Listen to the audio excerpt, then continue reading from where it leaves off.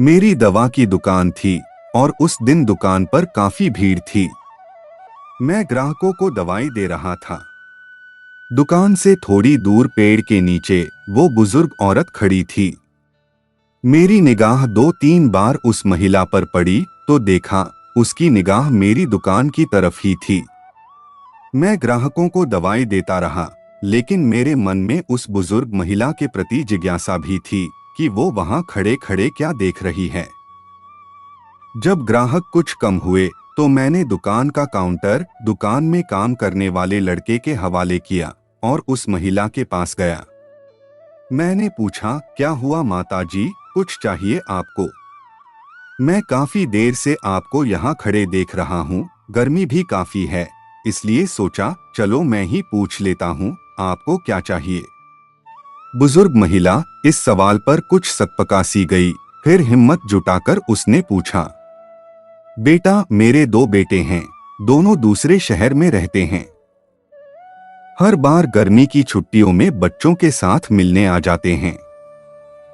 इस बार उन्होंने कहीं पहाड़ों पर छुट्टियां मनाने का निर्णय लिया है, इसलिए इस बार वो हमारे पास नहीं आएंगे। यह समाचार मुझे कल शाम को ही मिला।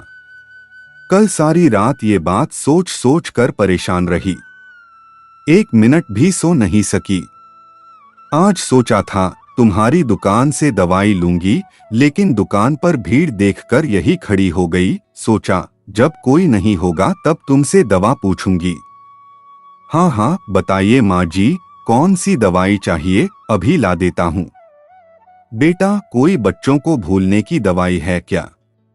अगर है तो ला दे बेटा, भगवान तुम्हारा भला करेगा। इससे आगे के शब्द सुनने की मेरी हिम्मत ना थी। मेरे कान सुन्न हो चुके थे। मैं उसकी बातों का बिना कुछ जवाब दिए चुपचाप दुकान की तरफ लौट आया, क्योंकि उस बुजुर्ग महिला की दवा उसके बेटों के पास थी, जो शायद विश्व के किसी मेडिकल स्टोर पर नहीं मिलेगी। अब मैं काउंटर के पीछे खड़ा था। मन में विचारों की आंधी चल रही थी, लेकिन मैं उस पेड़ के नीचे खड़ी उस मां से नजरें भी नहीं मिला पा रहा था।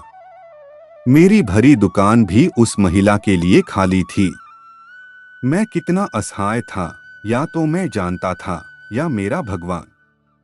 अब जब भी अपने शहर में ये सुनता हूँ कि इस बार गर्मी की छुट्टियों में हम गांव न जाकर कहीं और घूमने जा रहे हैं, तो वो पेड़ के नीचे उन माताजी की वेदना अंदर तक झंझोर देती है। यह कहानी जो संसार में माँ के प्रेम की वेदना का एहसास करा रही है।